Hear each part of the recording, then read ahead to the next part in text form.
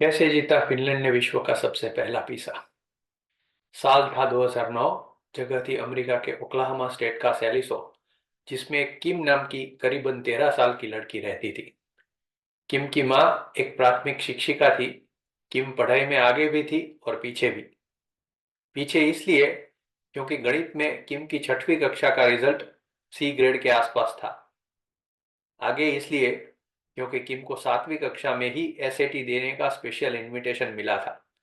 ये परीक्षा नॉर्मली 16 से 19 साल के अमेरिकी बच्चों के लिए होती है। इनविटेशन वैसे तो इनफॉर्मल था। ये पूरा मामला एक प्राइवेट इंस्टीट्यूट जो कि गिफ्टेड स्टूडेंट्स को तराशता है, वो कंडक्ट करता था। किम ने इस एग्जाम में रीडिंग में बहुत अच्छा स्कोर किया, 40% हाई स्कूल सीनियर्स से ज्यादा मार्क्स पाकर। इससे प्रभावित होकर प्राइवेट इंस्टीट्यूट ने किम को एक स्पेशल साइकोलॉजी कोर्स के लिए चुना। किम को इस कोर्स से कम और अपने स्टेट ओक्लाहोमा से बाहर जाने की ज्यादा तलब थी। उसको ये बात खटक रही थी कि अगर वो अपनी एज से एडवांस्ड ऐसे एग्जाम में अपने स्टेट के 40% स्टूडेंट से आगे है, तो इसका मतलब ये है कि वो स्मार्ट स्टूडेंट्स के साथ ग्रो अप नहीं कर रही। उस वक्त किम को उसकी बहन ने एक प्राइसलेस मशवरा दिया। अगर भागना ही चाहती है तो कुछ बड़ा सोच, किसी और स्टेट में जाने की बजाय अमेरिका से बाहर जा, एक्सचेंज स्टूडेंट बन। एक्सचेंज स्टूडेंट का मतलब है दो देशों के स्कूल या कॉलेजेस के बीच विद्यार्थियों की अदला बदली, जिससे देशों को मिले विद्या का आदान प्रदान और स्टूडेंट्स को मिले अनुभव। किम को यह बात पसंद आई। उसने रिसर्च की, एक एप्लीकेशन डाला एएफएस यानी अमेरिकन फील्ड सर्विस के नाम। यह संस्था बहुत सारे देशों में एक्सचेंज स्टूडेंट्स की सहायता करती है। किम ने विदेश जाने के लिए जरूरी $10,000 भी जुटाए। कुछ खुद से कमाए, कुछ फैमिली से हेल्प ली। अपने लिए चुना वो देश जो पूरे विश्व में एकदम अलग सा था। लॉन्ग स्टोरी शॉर्ट, वो देश था फिनलैंड, जिसने तब तक हुए 4 पिज़्ज़ा टेस्ट में लगातार वर्ल्ड में टॉप किया था। लेकिन किम को जिस बातों ने अट्रैक्ट किया वो बातें कुछ अलग ही थी। पूरी दुनिया फिनलैंड से अनजान थी। कारण, फिनिश लोगों का अंतर्मुखी स्वभाव, स्पेशली डार्क ह्यूमर। फिनलैंड में वर्ल्ड के सबसे ज्यादा हैवी मेटल बैंड्स थे, अभी भी हैं। विश्व की सबसे विचित्र स्पर्धाओं में से एक, एयर गिटार चैंपियनशिप, इस देश की पैदाइश थी। किम को यह सब काफी कूल लगा। इंतजाम होते ही किम ने एक फिनिश स्कूल में एडमिशन एक्सेप्ट कर लिया। यहाँ पे किम की कहानी होती है खत्म और फिनलैंड की होती है शुरू। सबसे पहले फिनलैंड की शिक्षा की वो बातें देख लेते हैं जो मीडिया पे बहुत पहले से चर्चा में है। हालांकि इनमें काफी आधी अधूरी मान्यताएं भी है, जिसका हम यहाँ पे खंडन करेंगे। सबसे पहला, फिनलैंड में 7 साल तक बच्चों को स्कूल नहीं भेजा जाता।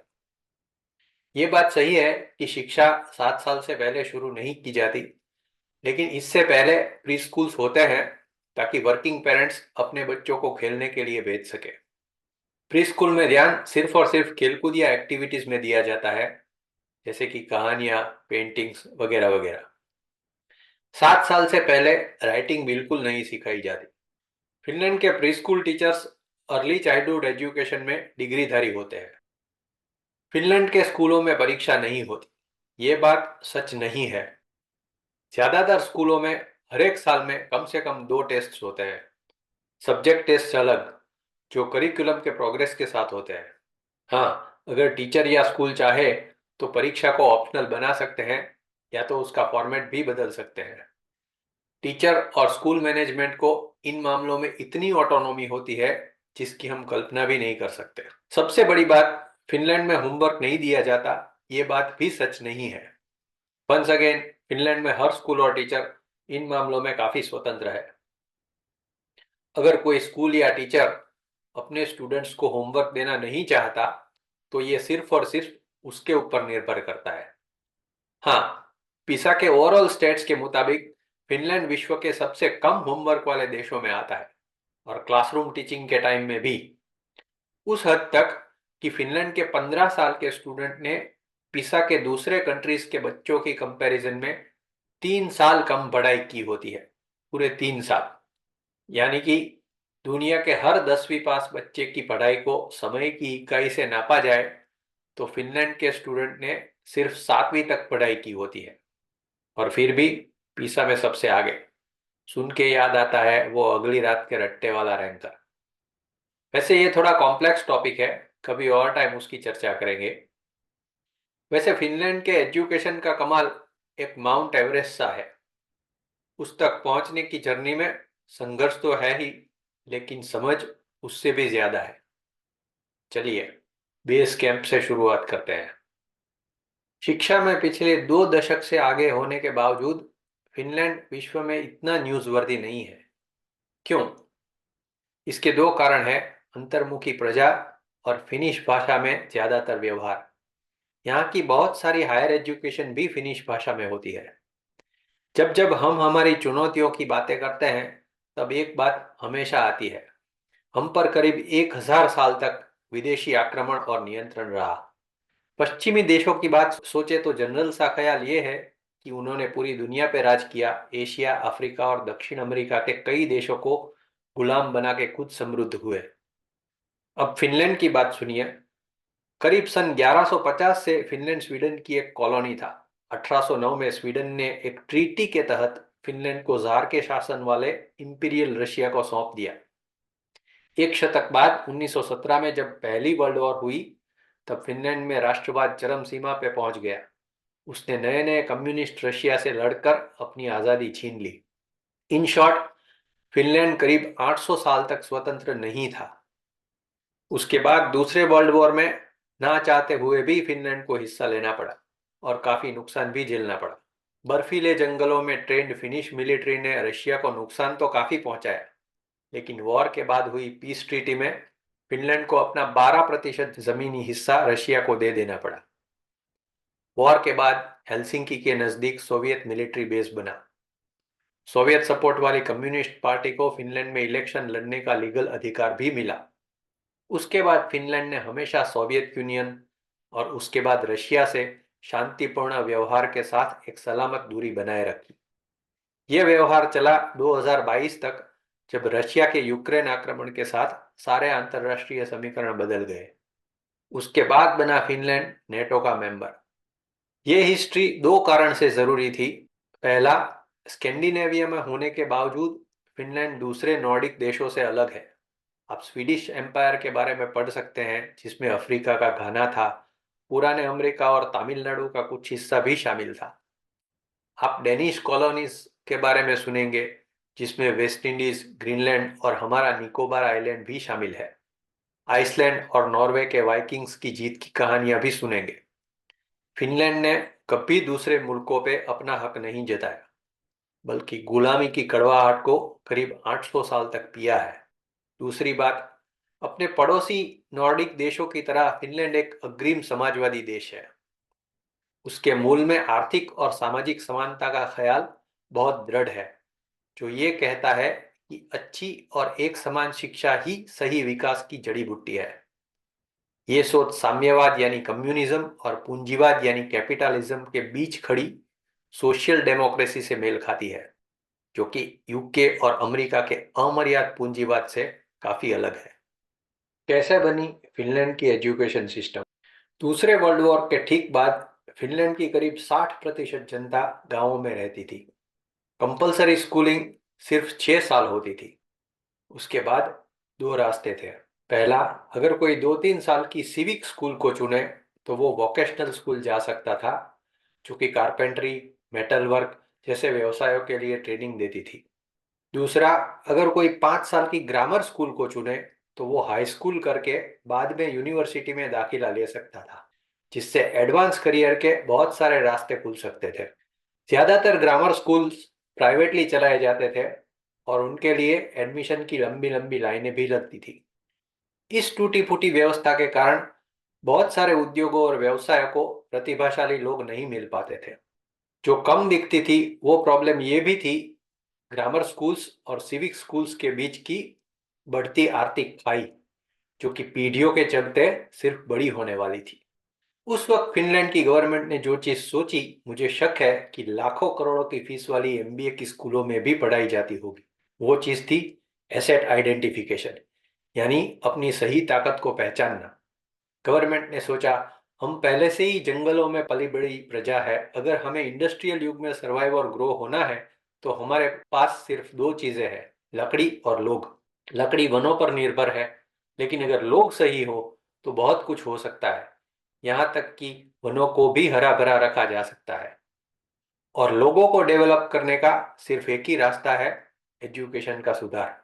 और फिर शुरू हुआ फिनलैंड के एजुकेशन का रिफॉर्म, जिसके तहत ये निर्णय लिए गए। सबसे पहला, फर्स्ट से नाइन्थ स्टैंडर्ड तक की शिक्षा कंपलसरी बनाई जाए और इन स्कूलों में सारे के सारे सिविक और ग्रामर स्कूल्स मिला दिए जाए। इन स्कूलों को कॉम्प्रिहेंसिव स्कूल्स के नाम से जाना जाए। नाइन्थ स्टैंडर्ड के बाद ही दूसरी पढ़ाई के विकल्प खुले, जिससे सारे व्यवसाय को थियरी और प्रैक्टिकल दोनों की नॉलेज वाले लोग मिल पाए।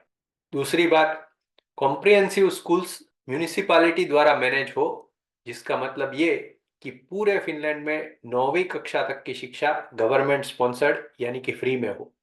और तीसरा, फिनिश और स्वीडिश भाषा के उपरांत तीसरी कोई एक इंटरनेशनल लैंग्वेज भी पढ़ाई जाए। जब यह रिफॉर्म आया तब सबसे बड़ा विरोध उस बात पर हुआ कि क्या सारे स्टूडेंट्स महंगे ग्रामर स्कूल के लेवल पे, जो कि यूनिवर्सिटी का द्वार थी, पढ़ाई कर पाएंगे। रिफॉर्म का सीधा सीधा मतलब तो यही निकलता था कि अब तक के शिक्षा के बेताज बादशाह ग्रामर स्कूल्स, जहां ज्यादातर अमीर बच्चे पढ़ते थे, वो गायब होने वाले थे और उनकी जगह गवर्नमेंट के कॉम्प्रिहेंसिव स्कूल्स लेने वाले थे। पॉलिटिशियंस को पता था कि स्कूल्स के कोऑपरेशन के बिना ये सुधार का अमल नहीं हो सकता। सारी पार्टियों ने अपने अपने विस्तारों के स्कूलों और एजुकेशन प्रोफेशनल्स के साथ सारे प्रॉब्लम्स की बृहद चर्चा की। धीरे धीरे फिनलैंड की प्रजा का मन भी इस रिफॉर्म के लिए तैयार हो ही गया। हालांकि ये होते होते करीब करीब एक दशक निकल गया। अंत में 1968 में सारी पॉलिटिकल पार्टियों की सहमति से इस रिफॉर्म ने कायदे का स्वरूप लिया। इम्प्लीमेंटेशन शुरू हुआ 1972 से और नॉर्दर्न फिनलैंड से, जहां ज्यादातर दूर दराज के इलाकों वाली गांव की जनता बसती थी। रिफॉर्म का अमल पूरा हुआ 1977 में, लेकिन इसके लिए जरूरी जो नया कॉम्प्रिहेंसिव करिकुलम था वो 1970 तक बन चुका था। रिफॉर्म का सबसे बड़ा पॉइंट ये था कि इसकी सफलता से सारे स्टूडेंट्स को, regardless of their social and economic background, एक लेवल पे लाया जा सकता था। और उसके लिए तीन चीजें जरूरी थी। सबसे पहला गवर्नमेंट फंडिंग, दूसरा इंफ्रास्ट्रक्चर और तीसरा सबसे ज्यादा नए लेवल की नॉलेज और अंडरस्टैंडिंग। इस तीसरी चीज ने प्रेरित किया फिनलैंड को एक और रिफॉर्म की तरफ, और वो था टीचर्स की एजुकेशन। इसमें सबसे ज्यादा फोकस उस बात पे था कि कैसे समाज में शिक्षक के प्रोफेशन के मूल्य को बढ़ाया जाए। इसके तहत दो बहुत ही महत्वपूर्ण निर्णय लिए गए। पहला निर्णय था, किसी भी टीचर की नौकरी लगने के लिए मास्टर डिग्री प्री कंडीशन बने। जी हाँ, फिनलैंड में फर्स्ट ग्रेड के बच्चों को पढ़ाने के लिए भी मास्टर डिग्री चाहिए ही चाहिए। 1 से 6 ग्रेड तक जहाँ की क्लास टीचर्स पढ़ाते हैं, उसके लिए यूनिवर्सिटी में मेजर सब्जेक्ट एजुकेशन होता है और 2 माइनर सब्जेक्ट्स भी पढ़ने को होते हैं। मतलब एजुकेशन की मास्टर डिग्री और 2 सब्जेक्ट्स माइनर के तौर पर। 7 से 9th ग्रेड में सब्जेक्ट टीचर्स पढ़ाते हैं, उनको सब्जेक्ट में मास्टर डिग्री हासिल करनी होती है और साथ में एजुकेशन के बारे में भी 1 साल कंपलसरी पढ़ना पड़ता है। हर टीचर को मास्टर डिग्री के तहत रिसर्च पेपर डिसर्टेशन लिखना कंपलसरी होता है। इसका सीधा सीधा मतलब है कि फिनलैंड का हर शिक्षक अपने तरीके से रिसर्च करना जानता है और दुनिया की लेटेस्ट जानकारी हासिल करने में माहिर है। दूसरा निर्णय था, टीचर के कॉलेज में एडमिशन काफी डिफिकल्ट बने, सिर्फ और सिर्फ बेस्ट स्टूडेंट्स टीचर्स बने। पिछले 2-3 दशक से हर साल फिनलैंड की टीचर यूनिवर्सिटीज में 10 गुना एप्लीकेशंस आते हैं। ये रेशियो फिनलैंड के दूसरे कॉलेज से काफी ज्यादा है। पीसा के डेटा के अनुसार ओईसीडी के सारे देशों की तुलना में फिनलैंड के टीचर्स अपने खुद के सहपाठियों से लिटरेसी और न्यूमरेसी में काफी आगे हैं। अगर आपको फिनलैंड में टीचर बनना है तो डॉक्टर या इंजीनियर बनने से ज्यादा, बहुत ज्यादा मेहनत करनी पड़ेगी। इसी चीज का दूसरा पहलू है टीचर्स की स्वायत्तता। स्मार्ट लोगों को हायर करके बंधन में रखना, यह कहाँ का न्याय हुआ भाई। फिनलैंड में टीचर्स को क्लास में लेसन प्लान से लेके परीक्षा तक के हर पहलू में काफी स्वतंत्रता होती है। अथॉरिटी की दखलंदाजी नहीं चलती। इसका मतलब ये कतई नहीं है कि टीचर्स अपनी मनमानी करें। हर एक टीचर अपने साथियों का रिव्यू कर सकता है और सुधार और बदलाव के सुझाव भी दे सकता है। टीचर को करियर के हर स्टेप पे प्रोफेशनल डेवलपमेंट के लिए ट्रेनिंग दी जाती है ताकि वो इंडस्ट्री या ऑफिस वर्कर जैसा बर्नआउट फील ना करे। Last but not the least, Finland के हर टीचर की सैलरी कोई भी पोस्ट ग्रेजुएट प्रोफेशन की सैलरी के आसपास रहती है। पीसा के रिसर्च के मुताबिक पूरे विश्व में सिर्फ फिनलैंड एक ऐसा देश है जिसमें टीचिंग प्रोफेशन को डॉक्टर्स जितना ट्रस्ट और सेना जितना सम्मान मिलता है। चुनावी चहल पहल या सरकारों के गिरने संभलने से एजुकेशन और उसकी पॉलिसी पे कोई असर नहीं होता। बहुत कम शब्दों में कहें तो फिनिश एजुकेशन सिस्टम एक बहुत ही हाई ट्रस्ट सिस्टम है और इस ट्रस्ट की इमारत एक्सपर्ट टीचर्स के कंधे पे खड़ी है। और यही कारण है कि ओईसीडी की पीसा के top candidates Singapore, Hong Kong, south Korea, Japan, China के कुछ प्रांत, सभी के बीच सिर्फ फिनलैंड एक ऐसा देश है जहां स्कूल प्लस होमवर्क का टाइम सबसे कम है और प्राइवेट कोचिंग ट्यूशन क्लासेस ना के बराबर है। सबसे बड़ी बात, इन एजुकेशन रिफॉर्म्स का फायदा कैसे हुआ। फिनलैंड को पिसा की रैंकिंग तो मिली ही, लेकिन इससे पहले फायदा वहां दिखा जहां सब देखना चाहते हैं, यानी इकोनॉमी। 1970 और ज्यादातर 80 में भी फिनलैंड की अर्थव्यवस्था मटेरियल एक्सपोर्ट्स पर निर्भर करती थी, जिसमें मेटल्स और लकड़ी शामिल थे। 1990 में यूएसएसआर के विघटन से फिनलैंड ने अपना सबसे बड़ा ट्रेडिंग पार्टनर गंवा दिया। फिनिश गवर्नमेंट ने कहा अब हमें रिसर्च और डेवलपमेंट बेस्ड इकोनॉमी बनानी होगी। नोकिया और उस जैसी कई कंपनियां आगे आई। उन सबको चाहिए थे इंटेलिजेंट लोग जो क्रिएटिव प्रॉब्लम सॉल्विंग और डिजाइन थिंकिंग से नए नए प्रोडक्ट्स और सर्विसेज बनाए और दुनिया को एक्सपोर्ट कर सके। इंडस्ट्री का बहुत ही स्ट्रांग स्टैंड था, हमें सही तरीके से सोचने वाले लोग चाहिए। टेक्नोलॉजी तो हमेशा बदलती चीज है, हम खुद भी सिखा सकते हैं। और ये चैलेंज उठा लिया उस वर्कफोर्स ने जो फिनलैंड के स्कूल कॉलेज में एक्सपर्ट टीचर्स की निगरानी में तैयार हुआ था। 1960 में फिनलैंड के हर नागरिक की यानी पर कैपिटा जीडीपी अपने पुराने शासक स्वीडन से आधी यानी 50% थी। उसके बाद शिक्षा का सुधार हुआ। 90 का दशक आते आते दोनों की जीडीपी लगभग बराबर हो गई। आज स्वीडन आगे जरूर है, लेकिन ये डिफरेंस महज 10% है।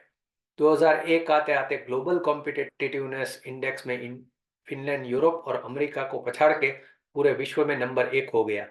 ये वो इंडेक्स है जिसमें उस देश को सबसे ज्यादा रैंकिंग मिलती है जो ज्यादा रिसर्च वर्कर्स पैदा करे। ऑल इन ऑल, इससे पहले कि फिनलैंड अपनी अर्थव्यवस्था की चिंता करता, वर्ल्ड बेस्ड शिक्षा ने फिनलैंड को संभाल लिया। मानो माता सरस्वती ने लक्ष्मी जी को भी अपने साथ बुला लिया। जब समस्याएं ज्यादा हो तो लगता है कहाँ से शुरू करें। बहुत ज्यादा समस्याओं की एक खासियत होती है, उन सबके मूल में बड़ी बड़ी 2 या 3 समस्याएं होती है। इनको सॉल्व करने में अगर दिलचस्पी ली जाए तो पहाड़ में से भी रास्ता निकल आता है। अपनी चुनौतियों के बावजूद फिनलैंड ने वही किया, परिणाम पूरी दुनिया के सामने है।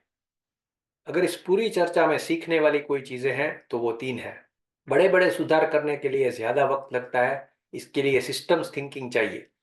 बच्चा या पेड़ 1 महीने में बड़ा होता नहीं दिखता, फिर भी कुछ साल में हम उसकी वृद्धि देख पाते हैं। एक्सेप्शनल रिजल्ट्स हमेशा सैकड़ों अच्छे निर्णयों का परिणाम होते हैं, चाहे हम इन्हें देख पाए या नहीं वो अलग बात है। मूलतः बातों में किया गया छोटा सा इन्वेस्टमेंट वो परिणाम लाता है जो हजारों जुगाड़ों से नहीं मिल पाता। इसीलिए हमें चाहिए कि दिखने में बोरिंग सी लेकिन परिणाम लक्षी चीजों को हम गले से लगाएं। सिर्फ रंगीन और संगीन परिणामों पर ध्यान न दें, इसकी बजाय हमारे हर कदम पर फोकस करें। Fastest way to do something is to do it right, no matter how long it takes. एक बार सही सैंपल बन गया तो फिर ऐश है, रिपीटेशन तो रोबोट भी कर सकते हैं।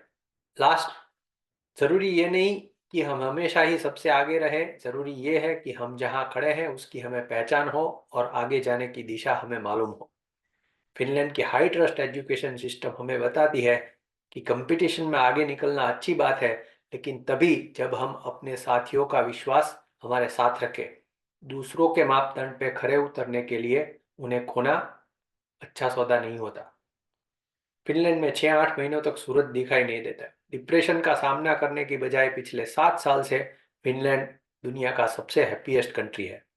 फिनिश लोग कुदरत और इंसानी आपदाओं से लड़ने की अपनी सहनशीलता को सिसु कहते हैं। सिसु फिनलैंड का नेशनल कैरेक्टर सा है। वैसे सिसु नाम की एक फिनिश अमेरिकन मूवी भी है, आप में से बहुतों ने देखी होगी। हमारे पास सूरज की रोशनी तो बहुत है, लेकिन अच्छी शिक्षा के पथ पर चुनौतियों का अंधेरा छाया हुआ है। किम जैसे हमारे हजारों स्टूडेंट्स अपने अपने ओक्लाहोमा को छोड़कर दूर देश में शिक्षा पाने जाते हैं। ऐसे स्थानांतरण से उनको तो अपनी मंजिलें मिल जाती है, लेकिन मार्ग का अंधेरा नहीं मिटता। हमें आदत डालनी होगी चकाचौंध रोशनी से बचने की, सबके हाथों में रखे हुए दियों को जलाने की। कहाँ है उन दियों की चिंगारी? जिज्ञासा सदा बनी रहे। धन्यवाद।